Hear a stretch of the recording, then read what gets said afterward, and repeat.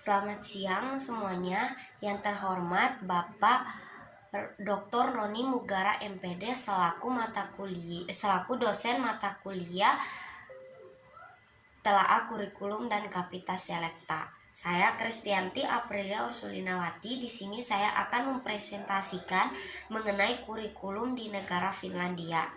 Nah, yang pertama yaitu profil negara.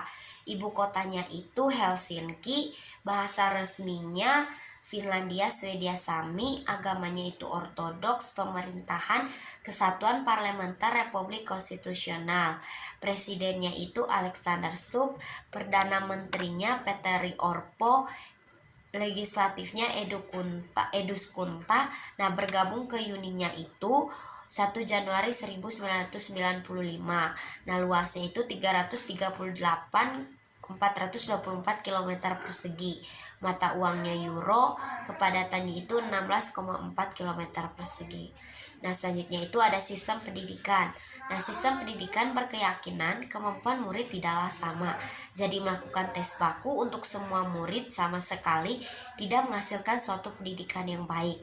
Nah, di samping itu juga pendidikan di Finlandia tidak memotivasi siswa untuk menjadi siapa yang terpandai di sekolahnya atau no competition, namun lebih menekankan bagaimana membentuk learning community, yaitu menggabungkan guru sebagai pendidik, siswa sebagai anak didik, dan masyarakat sebagai bagian dari pendidikan. Sehingga kolaborasi ini yang membuat pendidikan lebih unggul karena semua merasa bertanggung jawab akan proses pendidikan.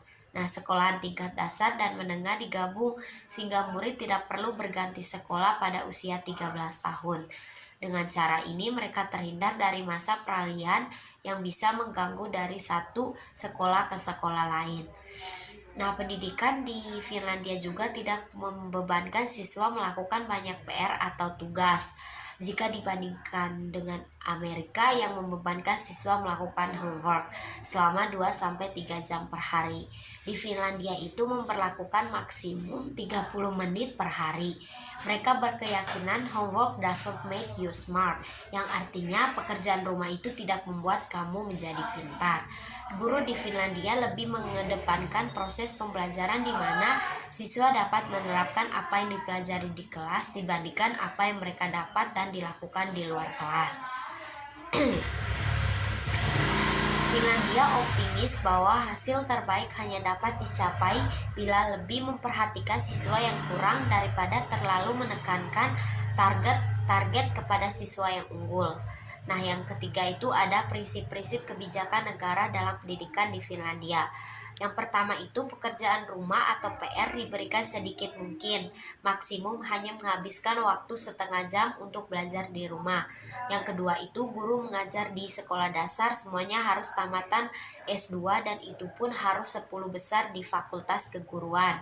Nah, di Finlandia guru bebas memilih rancangan pendidikan atau RPP dan buku pelajaran sesuai dengan pertimbangannya.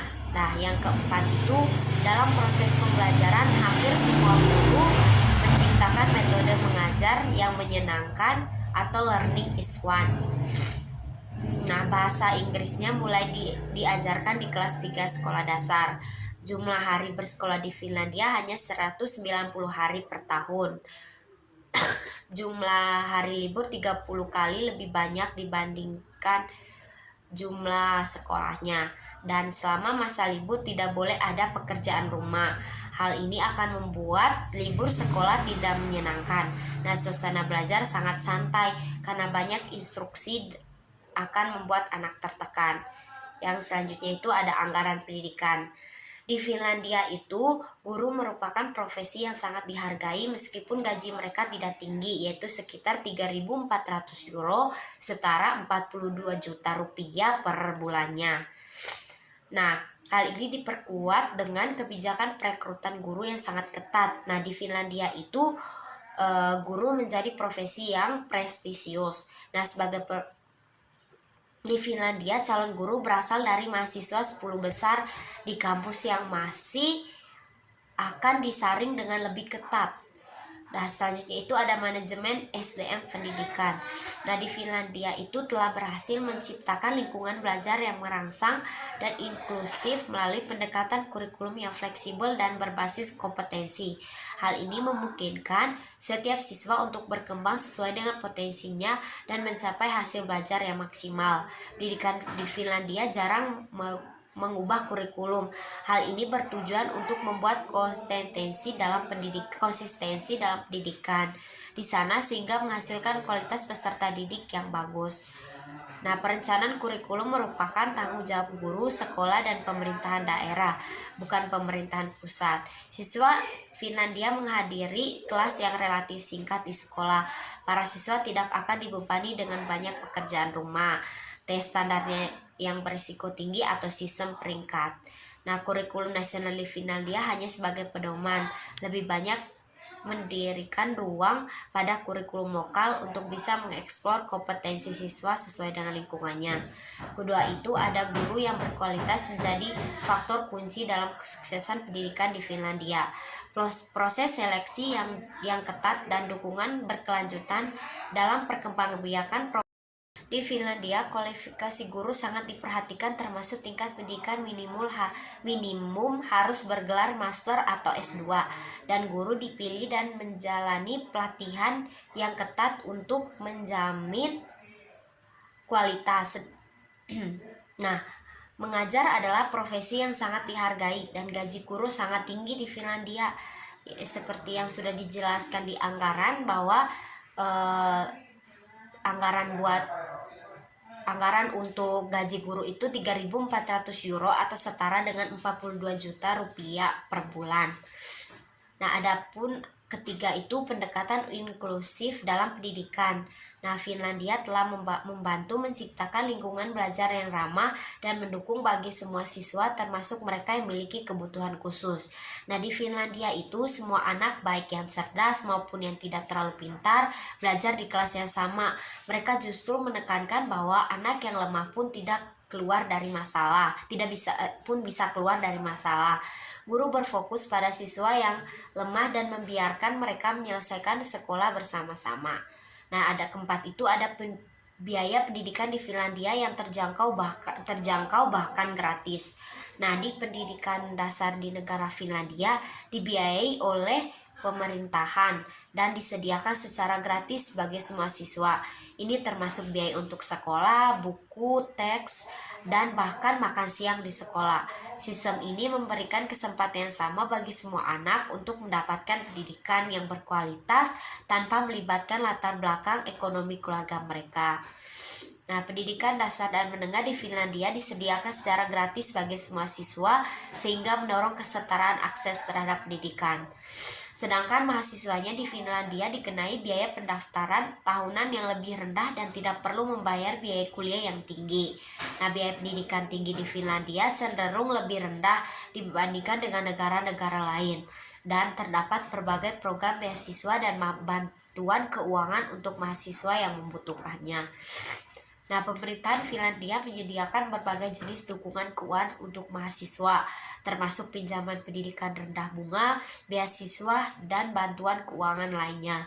Hal ini bertujuan untuk mengurangi beban finansial bagi mahasiswa dan memastikan bahwa biaya pendidikan tidak menjadi hambatan bagi mereka yang ingin melanjutkan pendidikan di perguruan tinggi. Nah, selanjutnya itu ada sarana dan prasarana pendidikan di Finlandia yang merupakan bagian integral dari kesuksesan sistem pendidikan negara tersebut. Nah, infrastruktur fisik yang baik dan teknologi pendidikan yang canggih memainkan peran yang penting dalam memberikan lingkungan belajar yang kondusif bagi siswa dan guru. Nah, adapun jenjang pendidikan. Nah, di Finlandia itu hanya memiliki 3 jenjang pendidikan, yaitu pendidikan dasar, pendidikan menengah atas, dan pendidikan perguruan tinggi. Nah, kalau di pendidikan dasar itu memasuki kelas formal usia 7 tahun. Nah, di sana juga menerapkan pendidikan struktur tunggal selama 9 tahun dan hanya masuk sekolah 190 hari dalam 1 tahun.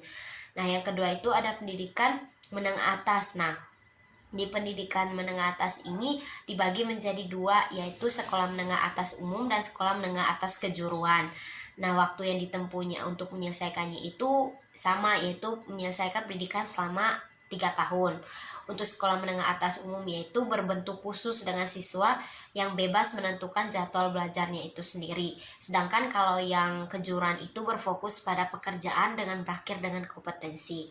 Nah, yang selanjutnya itu ada perguruan tinggi. Nah, di perguruan tinggi juga ada dua, yaitu universitas dan universitas terapan. Nah, kalau universitas itu fokusnya terhadap penelitian ilmiah, sedangkan universitas terapan berfokus pada aplikasi praktis.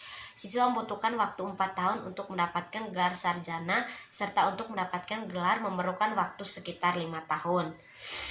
Nah, yang selanjutnya itu ada kurikulum pendidikan. Nah, di Finlandia itu mempunyai sistem pendidikan dunia yang bagus karena konsistensi kurikulum dan kebijakan pendidikan lebih dari 40 tahun walaupun pemerintah negaranya berubah. Nah, Finlandia mempunyai kualitas pendidikan yang baik. Hal ini disebabkan oleh negara ya dengan jumlah pendidikan sebanyak 5 juta jiwa dan pendudukannya yang sama. Finlandia telah ada selama lebih dari 100 tahun. Nah, di Finlandia juga cenderung mengimplementasikan kebijakan promosi. Guru selalu membantu siswa yang tidak dapat mengikuti pelajaran yang tertinggal agar semua siswa bisa naik level dengan baik. Sebaliknya di Finlandia, PR bisa ditoleransi dengan maksimum diberikan waktu setengah jam selama anak belajar di rumah. Nah, pendidikan di Finlandia berada pada peringkat atas karena berasaskan kesetaraan, tanggung jawab, berbudaya, serta kerjasama yang dapat menciptakan perpaduan yang memadai. Nah, kesuksesan negara Finlandia dapat menjadi sebuah acuan bagi negara-negara lain untuk meningkatkan kualitas sistem pendidikan. Nah, yang terakhir itu ada kelebihan dan kekurangan kurikulum Finlandia. Nah, kelebihannya itu sistem pendidikan dengan kesetaraan serta keadilan bagi seluruh masyarakat. Pendidikan berbasis inklusi sudah diterapkan, biaya pendidikan yang ditanggung oleh pemerintahan, kurikulum pendidikan yang bersifat konsisten dan fleksibel. Nah, sedangkan kelemahannya itu hanya bisa diterapkan di negara kecil, tidak ada standar ukuran yang pasti untuk melihat perkembangan anak secara berkala. Sekian presentasi dari saya. Mohon maaf bila ada kesalahan kata. Terima kasih dan selamat siang.